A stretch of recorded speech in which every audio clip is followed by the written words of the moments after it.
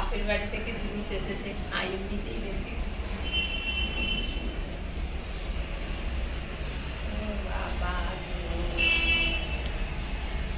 কি পাঠিয়েছে এক বস্তা? এটা থালকুর শাক। থালকুরের নিচে এটা কি বুঝতে পারছি না, ধনে পাতা মনে হচ্ছে একটু খারাপ হয়ে গেছে। এটা তো থালকুর।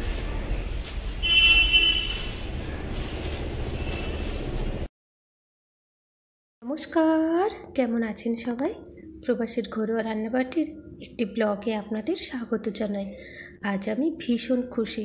আমার বাড়ির থেকে আমার মা বাবা আমার জন্য আমার পছন্দের অনেকগুলি জিনিস পাঠিয়েছেন, ওটাই শেয়ার করছি আপনাদের সঙ্গে।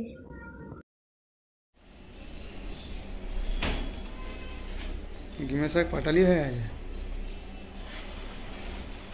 ও, এক মাসের জোগাড় দিয়ে দিয়েছে। তবে তো বোনকে দিতে হবে তো।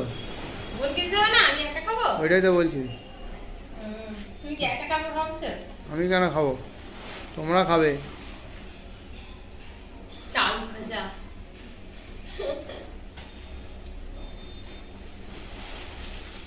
কি বলেছো?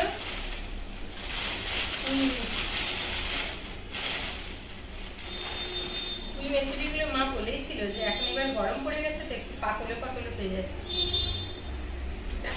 গাছের তোমাদের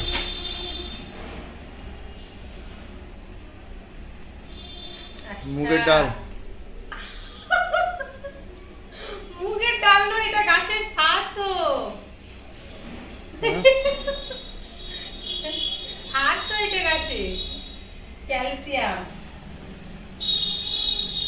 ক্যালসিয়াম, এটা গুঁড়ো খোল। এগুলো ওইদিকে রাখি। ওরা মিক্স করে খেয়ে নেবে সঙ্গে। তুমি খাবে, তোমার ক্যালসিয়ামের কমই। আর এটা হচ্ছে ইউরিয়া। ওটা একটা থলির মধ্যে রেখে দাও। অনেক কিছু পাঠিয়েছি, এবার শাকগুলো কেমন আছে আগে দেখতে হবে। চলুন এবার কি কি পাঠিয়েছে সেগুলি ঠিক করে দেখাই। সবার আগে দেখি শাকগুলো ঠিকঠাক আছে কি না। এখানে বেশ কিছু থালকুর পাঠিয়েছে। থালকুনি পাতাটা আমার ভীষণ পছন্দের। আর এখানে রয়েছে গিমে। গিমেগুলো একেবারে কচি নরম গিমে। আর আসল কথা হলো, আমার দেওরের তৎকাল টিকিট হয়েছে তো, ওই একটা দিন মাত্র আগে জানতে পেরেছে। তার মধ্যে মা বাবা হাতের সামনে যা কিছু পেয়েছে, যা ওনার মেয়ের পছন্দের জিনিস, সেগুলি পাঠানোর চেষ্টা করেছে। খুব একটা পরিষ্কার করে পাঠাতে পারেনি গো, একেবারে সঙ্গে সঙ্গে মাঠ থেকে তুলে নিয়ে পাঠিয়েছে। আর গিমে শাকটা খুব গরম পড়লে তারপরেই মাঠে ঘাটে ফুটে, তো এখন সবে সবে শুরু, সেই জন্য একেবারে কচি। এখানে একটু পুঁই মেটুলি রয়েছে, কিংবা পুঁইয়ের ফুল, আমরা তো পুঁই মেটুলি বলি। তো দেশি মুড়িটা পরিমাণে অনেকটাই পাঠিয়েছে। আর আপনারা তো জানেনই এখানে আমার বোন রয়েছে। আর বেশ কিছুটা পরিমাণে চাল ভাজা।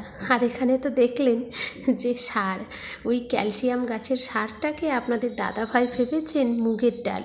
আর এই দেখুন, থানকুনি পাতার নিচে ভেতরের দিকে একটু ধনে পাতা ছিল।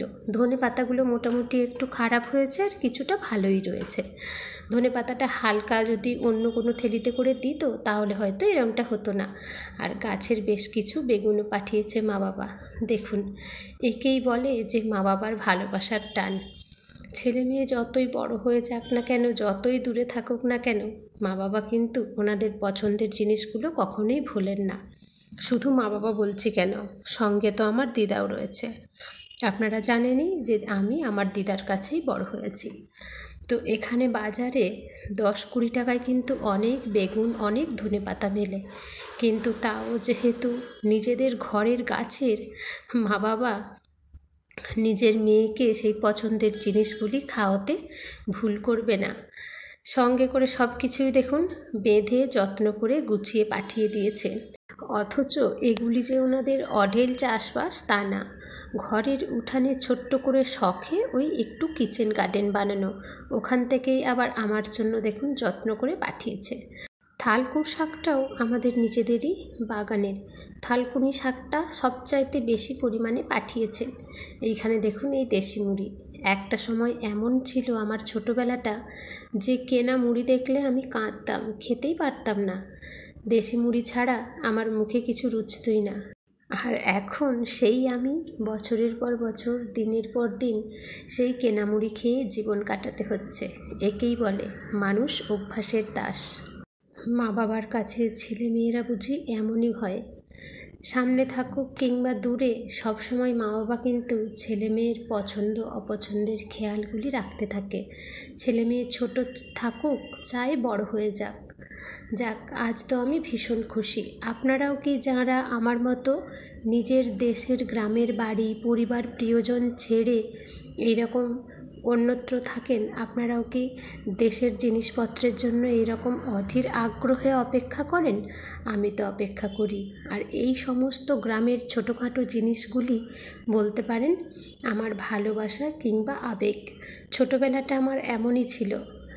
গ্রামে গঞ্জের মাঠে ঘাটে আমি বিভিন্ন ধরনের শাক তুলে নিজেই রান্না করে খেতে খুবই ভালোবাসতাম, এখনও তাই বাসি। তো আজ সেই জন্যই আমার মা বাবা আমার জন্য এত কিছু পাঠিয়েছেন। চলুন, আপনাদের ফিলিংসটা পারলে কমেন্টে জানাবেন। ভালো থাকবেন সবাই, সুস্থ থাকবেন। ধন্যবাদ।